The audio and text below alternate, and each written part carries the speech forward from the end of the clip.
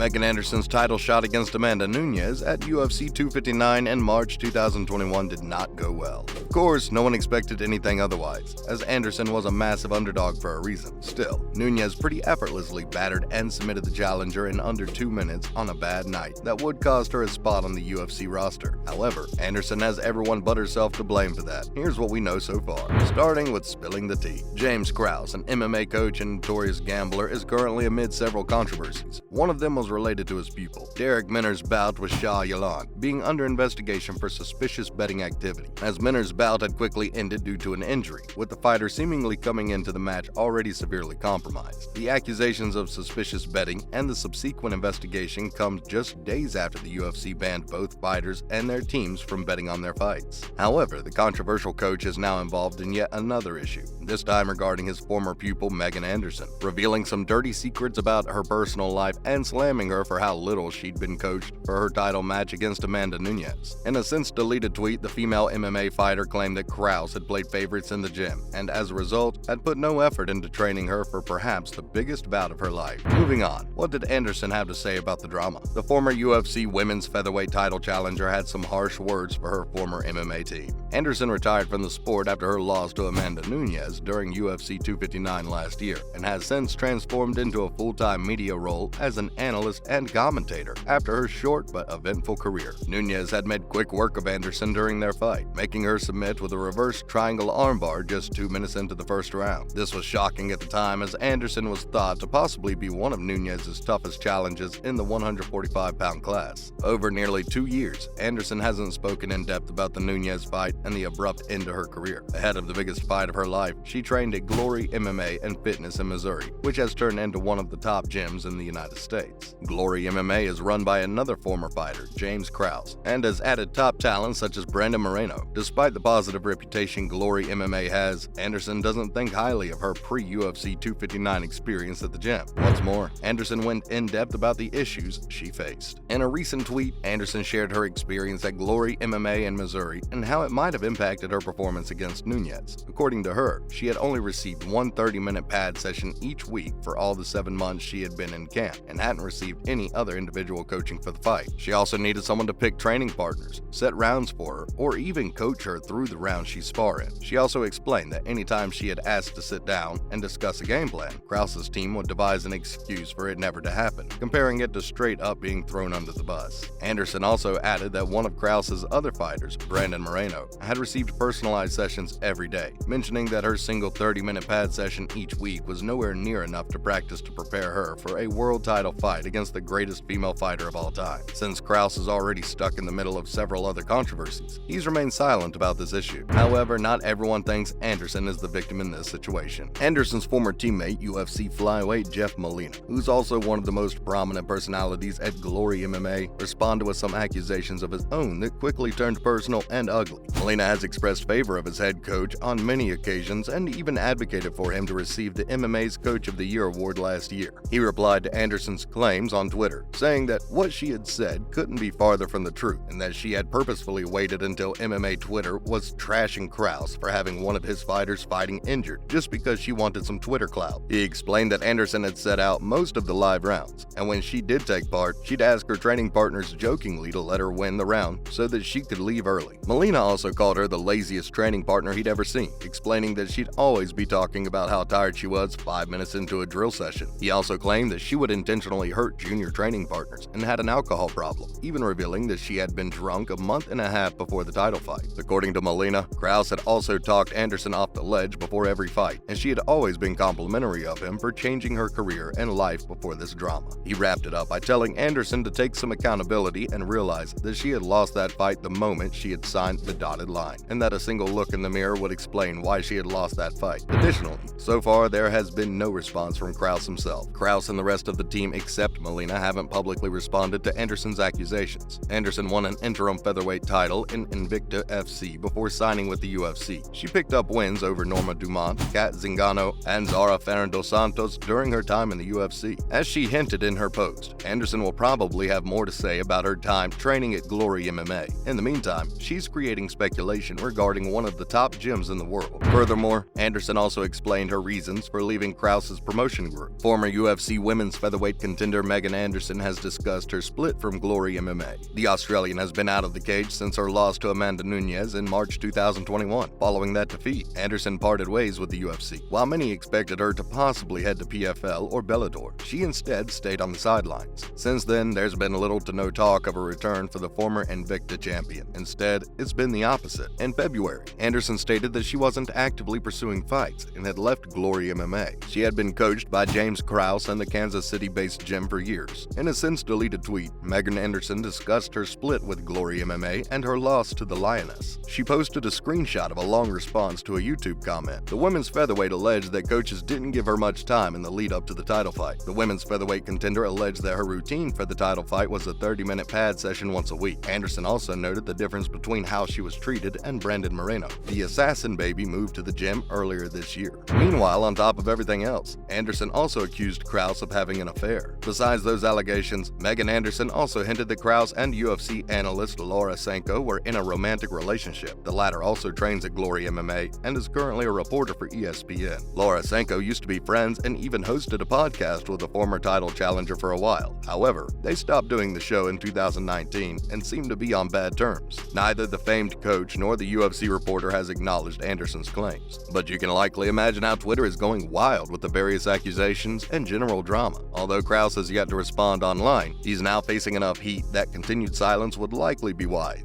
Late-night tweeting sure does bring in the juiciest drama. Lastly, what has Anderson been up to nowadays? Though she no longer spends her time within the octagon after retirement, she still stays close to the sport, and she is now a sports analyst for ESPN. While she no longer uses her fist to do the talking, she's still a pretty big voice in the world of mixed martial arts, giving her expert opinions on matchups and events. She recently commented on the upcoming Israel Adesanya vs. Alex Pereira bout, giving her 2 cents on the fight. According to her, the Adesanya-Pereira matchup is interesting as it puts two fighters with similar fighting styles, and the outcome of the fight world all comes down to Adesanya's volume and movements, compared to Pereira's power and patience. That's a wrap for this video. What are your thoughts on the beef between Krause and Megan Anderson? Who do you think is responsible for the loss? Let us know in the comments below. Make sure to give this video a thumbs up and subscribe to our channel for more videos like this. See you in the next one.